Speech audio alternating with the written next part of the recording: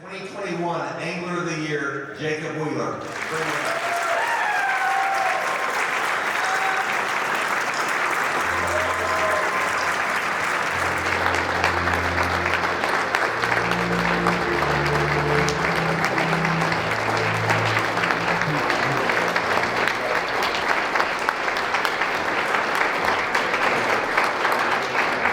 Jacob, since this is our version of the Super Bowl, I'd like to present you with the first ever Angler of the Year ring, championship ring. There you go. Please wear it proudly, Jacob. You know, of course, a ring is great, isn't it? As Cuba Gooding said, and Jerry Maguire, show me the money. So thanks to our newest sponsor, Valley Vet, they've enabled us to present you with a check for $50,000.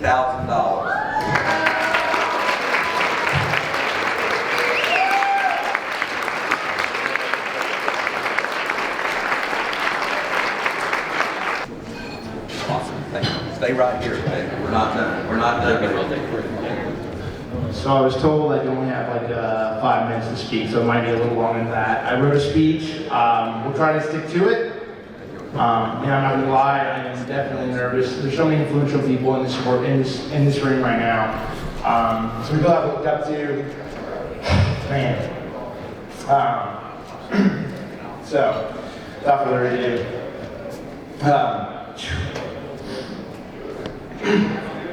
Yeah! Come on! Sorry, I'm in no way a numbers guy, but I can say with some degree of certainty that the chances of me standing up here in front of you guys at the Bass Pro Tour 2021 Angler of the Year are slim to none. Maybe 1 in a million, maybe 1 in 10 million. I'm not really sure. First of all, I grew up in a house on the corner of 52nd and Broadway in Indianapolis, Indiana. Not exactly the bass fishing capital of the world. There are probably more bass here in Grand Lake than maybe in the whole state of Indiana. You might want to show it this week in Old Tough. Also, where I grew up, it wasn't exactly the wealthiest place in town. I grew up in a modest, hard-working household with 2 sisters. My mom and dad worked all the time, so there's a lot of chores to be done. Even as a kid, we were always working. Macaroni and cheese was a dinner staple at our table. Eating at nice restaurants was an extreme rarity. In fact, one of my proudest moments, as it was when I was 11 years old, I saved my money up all summer long mowing lawns and took my family out to a really nice dinner. But here's the thing about growing up without much material influence. It didn't matter because I didn't know any different. All I knew is that I wanted to fish. My parents told me if I did all my schoolwork and all my chores, I could ride my bike to the river and fish. I would do schoolwork and chores for hours just to earn 30 or 40 minutes of fishing time on the banks of the White River.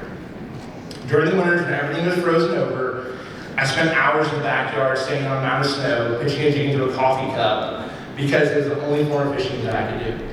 During the summer, there were Wednesday night tournaments near my house on the White River. I wanted to fish those so bad, but I didn't have them. I'd grab my rods and ride my bike down to the ramp and ask one of the guys if they would take me fishing. But no one wanted to take the kid, as I was called. I would always hope one of their partners wouldn't show up and could substitute, and I could possibly be a substitute. One day, Brian Johnson, my local FedEx driver, saw me waiting around, and he told me to be ready next week. He was going to finally take me out. I was so excited that week. Getting prepared, I thought this was finally my chance. That following week, I heard, all right, kid, hop in the boat, let's go. We won that tournament that night. Waiting on the bank for so long finally paid off. Brian was a huge impact in my life. The years. So combining the meager fishing opportunities in Indiana, the scarce financial resources, it's a miracle that I was even able to fish a single season of BFLs in 2010. Brian let me borrow his boat, a friend let me buy his Maduro truck, and at 19 I fished my first BFL in which I tied for the win. and I won $4,000 that day. And I felt like a millionaire. After the All-American win, I got invited to fish the FLW Tour, which led to qualifying for the Forest Wood Cup at Lake Lanier in 2012. When I won that, my career took off. And when it did, I began to realize that having to grow up fast in my modest upbringing were actually blessings. They ingrained certain characteristics in me that only come from life experiences. When you grow up like I did, and a lot of responsibility gets put on your shoulder at a young age, I developed a sense of urgency in everything that I did. There was no time to rest because time itself was a valuable resource.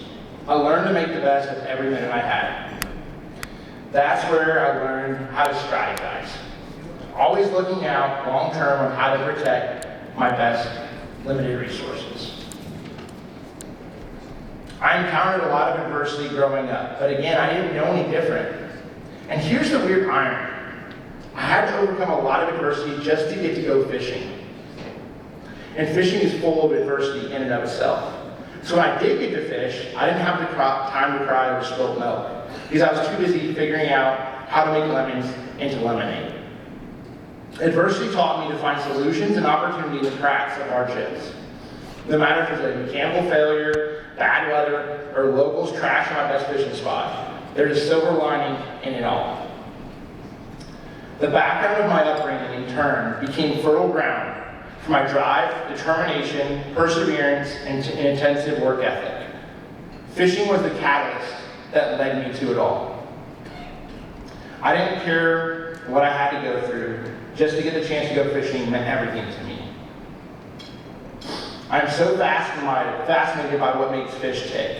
I just wanted to fish, wherever, whenever, against whoever. I didn't care that other guys had better stuff. That didn't even matter to me. Back when I just had that little junky boat with holes in it, my dad would always say, "It's not the boat that catches them, it's the fisherman." For as long as I live, I will never forget those words. With that, I have some special people I want to thank. First off, I want to thank my good Lord, Jesus Christ. Through Him, all things are possible. And without Him, I know I would not be in this position I am right now. He's had His hand on me in many ways throughout my life. I want to thank my mentors, Brian Johnson, Brian Waldman, Craig Morehouse, Michael Morey, Paul Browning. You guys gave me a lot of opportunities I wouldn't have had otherwise. From being a boat captain for my junior tournaments, letting me borrow your boats, or teaching me how to read a graph. None of this would have been possible without your support.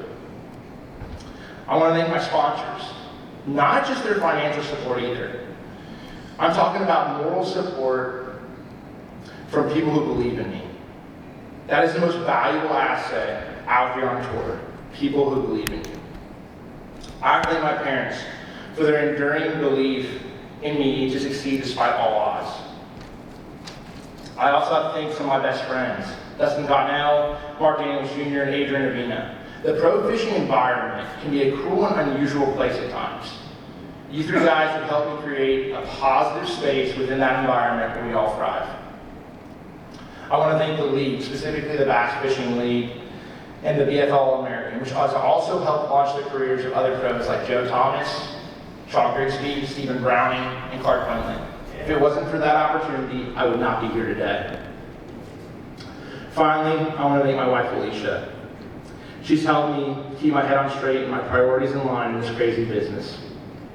She truly is my team partner in life. I love you, Ron. I want to leave you guys with one of my favorite quotes from the NFL, great NFL coach, Vince Lombardi. The will to win is not nearly so important as the will to prepare to win. That's how I like to live life.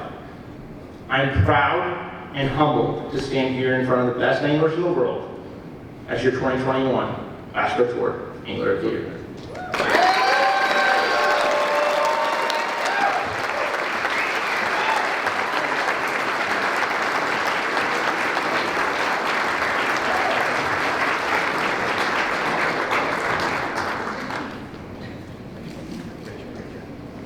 Thanks, Jake. You're a true champion, brother, in every sense of the word. What a spectacular year you've had. If you would, I want to want you to stay up here for a few minutes because we have some other unfinished business to do. Now, we aren't going to get married, but we do have some more rings to give out. Can Edwin Evers and Jordan Lee join me up here on the stage?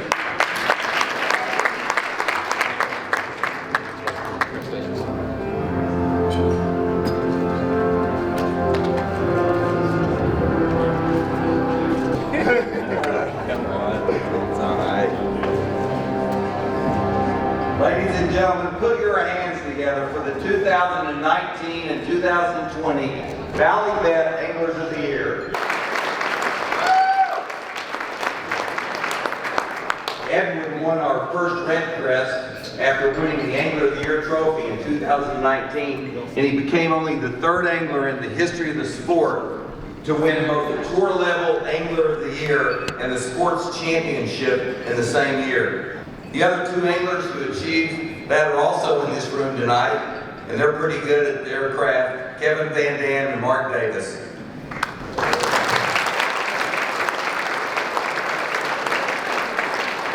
Edwin's Angler of the Year earnings in 2019 of $493,000 are in the top 10 in the all-time history of our sport for a single season. Jordan earned the 2020 Valley Bet Angler of the Year when he finished in the top 10 in 4 of the 5 Bass Pro Tour events.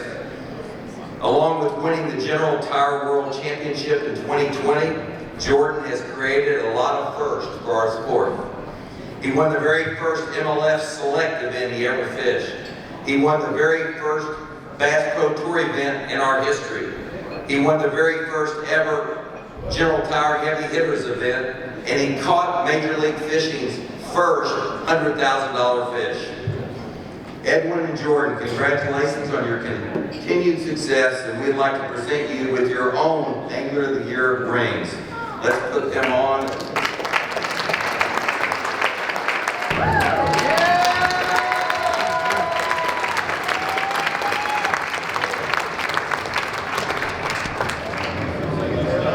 Edwin and Jordan, before you guys get off the stage, there's just one more thing that I want to talk to you about, and everybody here. You know, when we started Major League Fishing, it was about changing the game, the scoring, the format, the broadcast, growing the sport, and making a difference that will create a positive impact for the entire industry. You know, in a lot of ways, we've done a lot in a very short period of time, and in other ways, it's taken us a little bit longer. But in the end, we get it right, and we will always do what's right. So with our partners at Bally's and on behalf of the Board of Directors of Major League Fishing, we'd like to make it right for both of you, and we'd like to present you with your own $50,000 checks, back pay, so to speak.